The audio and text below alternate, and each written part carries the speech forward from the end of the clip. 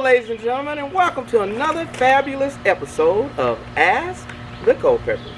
We're on vacation in Broken Bow, Oklahoma, and we are just about broke. Ladies and gentlemen, watch what we ran into. Check out this short clip.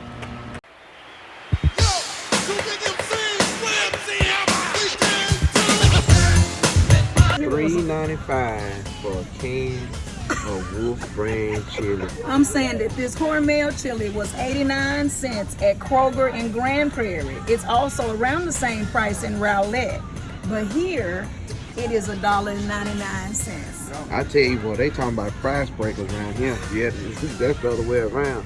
$1.99 for homely chicken. What did you got, Frank? Hamburger buns without the meat, but it's still the same price as a hamburger. Man, what's that, $2.99 for that? And they said that's price reduction. Temporary price reduction. Man, this food is high, man. Thank God for all this. Thank God, ain't that the truth? Well, they had all this here, they run this store out of town. No, This stuff is too high. Please, we want to know what happened. I want to know who came here and bought sushi.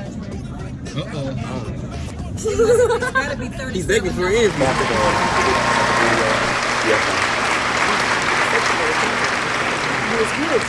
All right, so we're back. Thank you for taking the opportunity to look at the perils of Oklahoma life and the challenge of buying basic groceries. So our hearts and minds and prayers will go out to people all over, not only really Oklahoma, but really all over the world where we know that happens and takes place a lot of different Supply and demand. Absolutely, absolutely. Price gouging, right, honey? Yes, mostly demand. Demand you go to work after you get through with grocery store shopping. Demand Immediately, almost immediately. Oh, that's So funny. let's get into our question. Let's have it. All right, here we are. So, hi, Culpeppers. When my ex used to travel for work until I actually realized that traveling for work meant cheating with his mistress that he met at a convention 2 years ago. We were divorced and now we have 2 children. My ex relocated to Texas and I am now in upstate New York. My ex wants me to bring the kids to Texas to visit, or for him and the girlfriend, in parentheses, the actual mistress, to be able to visit with them there visit them in upstate New York and stay in the town for a few days. My question is this: I don't want her, and that's in all capital letters, around my kids. I think the way they got together is disgusting, and I don't want my kids exposed to that. What do you think? My ex is in Texas, is what we're calling this question. So what do you guys think? Oh, first of all, I was thinking about what seems to be the real issue. Because I think there may be 2 separate issues here that are kind of blending over to each other. One is it sounds like maybe there's still a little resentment, maybe unforgiveness about the infidelity. Absolutely. That still needs to be dealt with. And when you are still dealing with that, it may be difficult to separate it from the parenting. So my first advice would be to make sure you keep those 2 things separate, because it's not as if your children are going to be on a business trip with your husband while he makes a decision to cheat on you. They weren't there. You say, I think the way they got together is disgusting, but the fact is that's not what a visitation in the summer is going to be. So it kind of sounds like maybe there's a little overlap between your hurt feelings, which are valid and should not be discounted, but also and the fact that you don't want your kids around. It may be a little resentment there that you need to sort through. Yeah, I definitely see that. I think though, how those things can get muddy. Easily. It's a lot of emotion. Yeah. What do the guys think? Well, I think, yes, the way things went down, it was terrible. The way things went down. But, she can't keep him from being around him and whomever he's with. If there's not a danger presented based off from legal means, whether it be drug use or firearms, something like that, no judge in America is going to keep him from seeing his kids. Yeah. Now again, I get the part with the ex, but then there's nothing you can do about that. Right. Now, I believe she mentioned something about her ex wanted her to bring the kids to Texas from upstate New York. Now, arranging transportation and how the kids are going to get there and the financials involved with that, now that should be talked about. There is no requirement for you to have to take your kids past 15 states to get to Texas on your own financial resources, time, and means. So he needs to establish how all of that, or they need to work out how all of that's going to play out. Yeah. Because that's not just up the street. No, it's You know, not. you're talking about some planning, some time, the financial responsibility in that, and that can be extensive because the states are so far away from each other. Now, So- judges will get involved in that kind of stuff, and so you may want to try to work that out logistically without having to make it more complicated than it has to be. Because I think Yeah. that gets icky for the kids It does. too. And so we talk a lot about the need for communication. And so I think this is one of those times as well.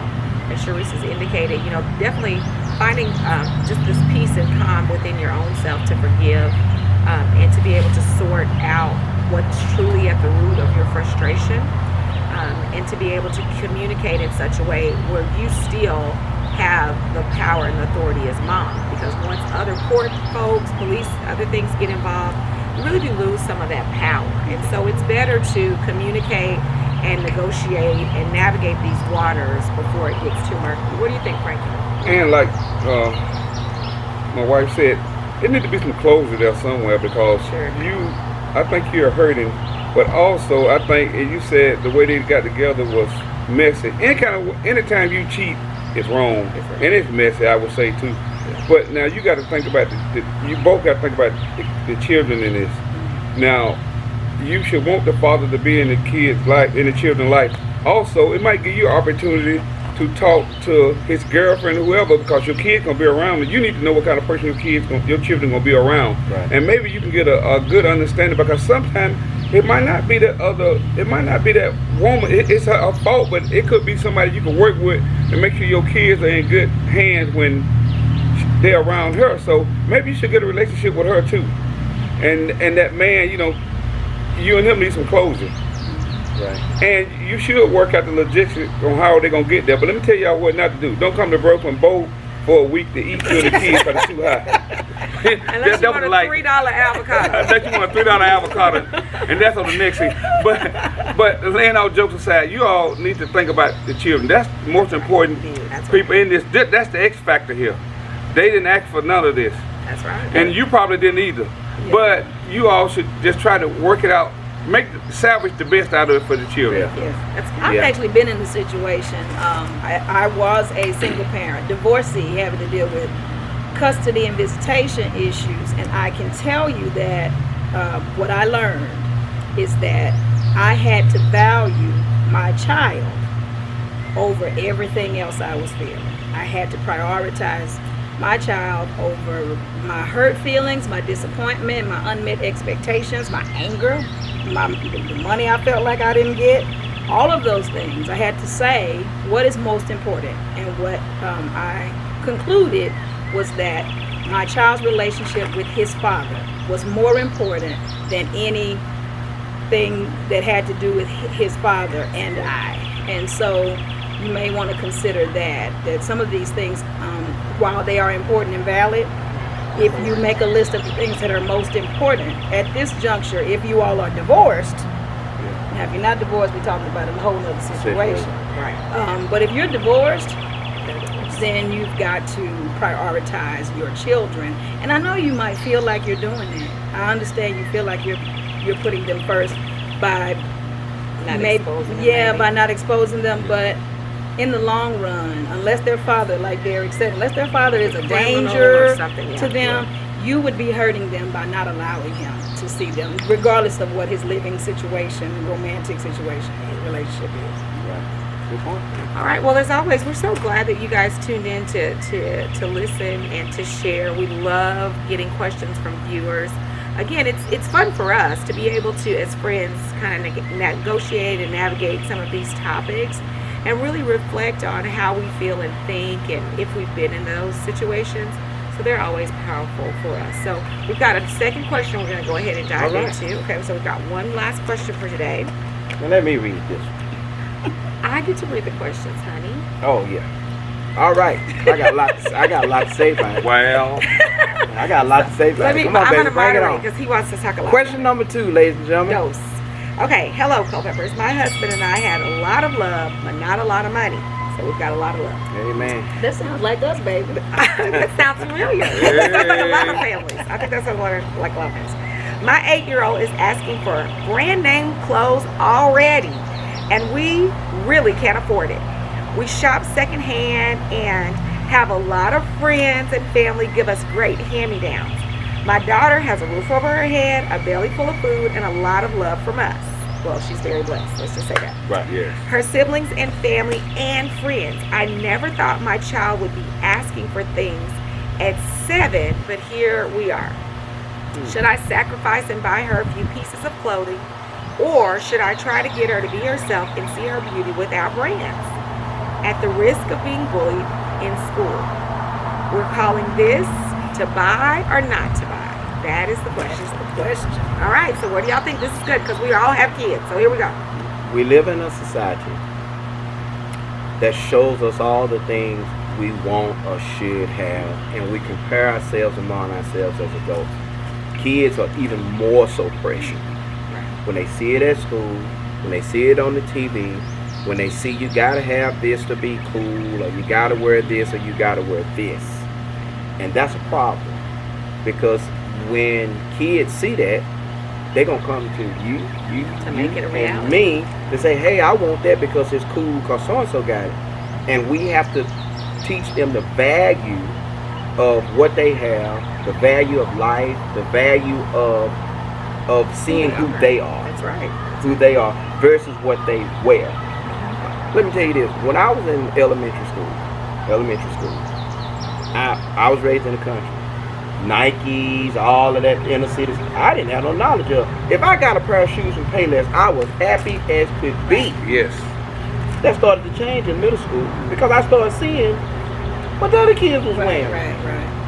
And then to approach my mama for some $80 British Knights at that time. BK. When I go from Payless and Hush Puppies, Right, the BK. that's wrong. So I had to. That started to happen to me. Peer pressure. Right, peer pressure of It's real. trying to be It's real. cool, fit in. I got to wear these clothes, and so I had to have a reality check and understand that I was really putting pressure on my mom to buy these clothes that wasn't gonna make a hill of different being in this. You know, so I just think being appreciative of what you are, what you have, and understanding that this stuff ain't important is the message we have to stress to our kids. Yeah, Derek, and it's difficult for children because they have no idea what you mean when you say it's too expensive. Oh, ain't that the truth? Conceptually, that just doesn't mighty make any grown sense. trees. We can't afford it. Maybe something they get used to hearing, but it doesn't mean they understand it. Right. We know grown folks who don't understand what it means. That's right. So it's a conversation probably at the age appropriate level to explain to them, we don't have enough money to buy these things, and it may be hard, but it is necessary, because buying a few things will not end it if you start to do it now. It sounded like she thought that the option was to buy a few things now just to kind of get past this, but that won't get That ain't past gonna- it. that ain't gonna That help. won't It's gonna- get past. There's always going to be something more. What do you think, honey? Well, I agree with everybody, but it's another issue there, and it goes a little deeper. When you start buying kids that name brand different stuff, we as parents start kids into entitlement. We started. Yeah, we It teach go all them. the way back to the sports field where everybody play, they get a participation, everybody get an award. That's no. And for us, her having all those name brand clothes, no. I don't know, maybe she's just telling you that somebody's gonna bully her to get the clothes, I don't know, but what I would say is no. Say you got lights, you got water, that's what you get. But we can't do that, because what happens when we can't afford that for them? What happens when they can't afford it? Their identity. That's right, that's not their identity. Thrift store. You want to take them to the thrift store. That's a good outing. Right. Some of my best, nicest clothes come from the thrift That's store. right. You wash them, iron them, whatever you got to do, and wear them. But kids get a lot of peer pressure from other kids because that's what they want. If they want some peer pressure, tell them to watch that kid over there with an A and see and get that pressure to get that A. You know, but we Compare got yourself to somebody that's doing something. we got to quit that because, like Derek said, I started to change when I got up in high school, but I dare not ask my parents for $80 pair of shoes. Oh, I've been still getting up off the floor. but what happened is I started finding out a way to buy my own stuff. When I started buying it myself, it took on a different meaning. I'm not gonna spend the whole. I only got $80. I'm not gonna spend $80 on a shirt. So I'm gonna make that money last. You start teaching them the value of money if you start letting them earn their stuff. And $80, we don't buy $80 stuff now. We're wrong. We are proud members of a loving and robust hand-me-down circle. Yes. Our kids, and we would be considered probably, I would say, middle class. So you know, every now and then you can go to the store and buy something if we want. But our kids are blessed by people who hand us clothes and down. they look forward to it. They do. They look she forward mentioned to it. that. Yeah. And so our kids are grateful for it. They go through. It's like Christmas every time new clothes get dropped off in a bag or whatever. And we're grateful for it. Yeah. So Mom, what's your thoughts on it? So I feel say. I feel the same way. So it is tricky because we are big thrift stores. We do all those things. What's cool is some of our favorite thrift stores do offer some pretty cool name brand things, and so we sometimes accidentally get on to those things. But I know shoes can be tricky, and so for me, I'm a big online shopper looking for cheap things. I always give my kids a budget. I say, this is how much you have, and for us, a lot of times it's about $50. Like we won't spend more than $50 per pair of shoes, and with that $50, they can go online and find what works. But that's it. And for us, I think there have been times when we've been in positions where we could do more, but we really want them to learn. It's some of the things that you're talking about, that who you are is more important than what you have. Absolutely. Right. And part of being susceptible to being bullied is kids whose identity are tied in objects and possessions, and they don't really understand and love themselves for who they are. It becomes very, very tricky. And Frankie is right. And sometimes if we start to feed into that, then what we're teaching them is that it is okay. What we're teaching them is you do have to have these name brands, and you do have to have that, because then that'll make people be okay with you. But the reality is, and we know this as adults, sometimes people aren't going to be okay with you, but that's fine. You've got to be okay with you. I want to add a little spin to this here. Okay, what if we were millionaires and able to afford those nicer that luxury that these kids want? Yes. I think we would still do them an injustice by buying them, whether it be fancy cars in high school, $70,000 and $80,000 cars, $1,500 or $1,600 shoes and clothes like that.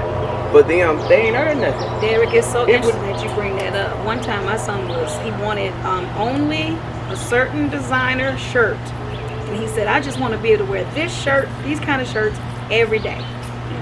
And so he had money to go shopping with. And I let him go to the high-end store, and he was able to buy 3. He bought 3 of these designer shirts.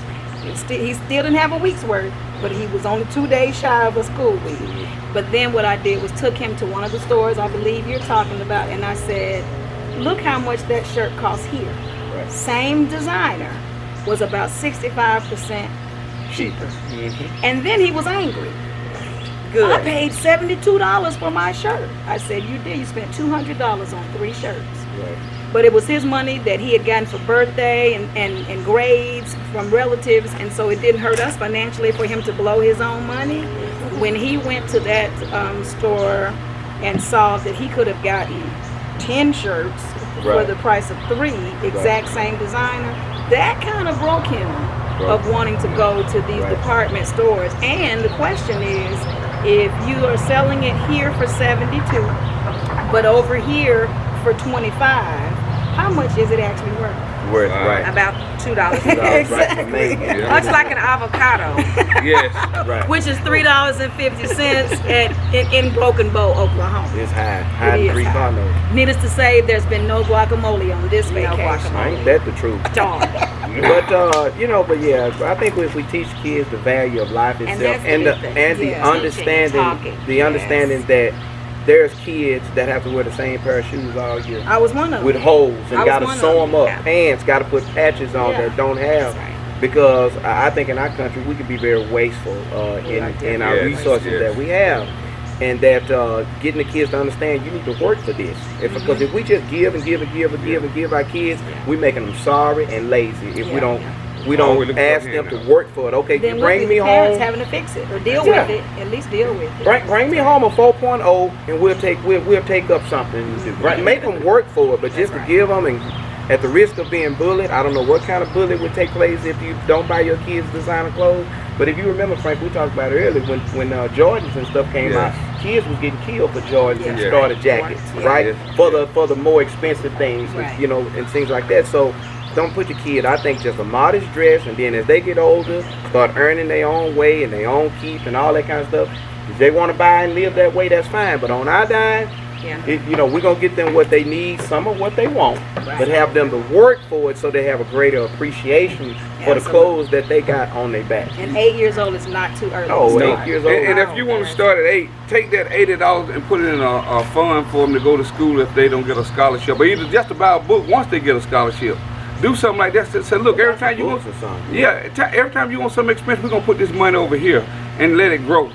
Because kids, let me tell you, they're gonna ask you more than one And way. that's very normal. It is. I Yes. think that's very normal. Yes. And like Derek said, it's just like us. I mean, there are times, and I think we as adults fall victim to it.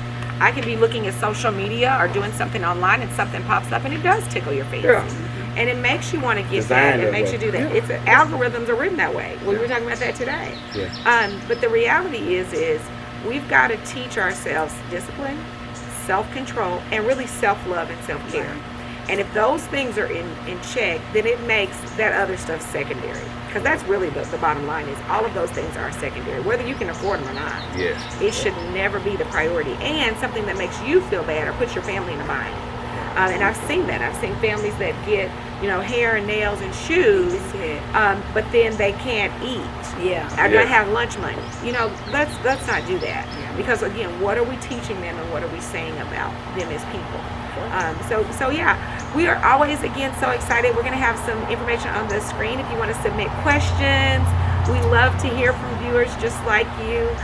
We are on vacation, but we'll be home. We make videos anywhere. That's Yes. right. That's right. That's we travel. right. We're gonna travel the world. I'm Ain't that going right? to ask our wonderful photographer and cinematographer, Mr. Culpepper, to take some video from what we see on out looking this way because it's beautiful. It You is guys beautiful. are definitely missing out because we're also hoping that sometime this summer you spend a little time with your family and friends and the people you love, even if it's just a day or two, to disconnect and reconnect. Yes. And maybe take a nap or two like I did today. Because that's right. what summer is all about. We thank you as always for listening and joining us here at Ask the Culpeppers. Easy now, agrees. All right. And let's get a there it spray. is. And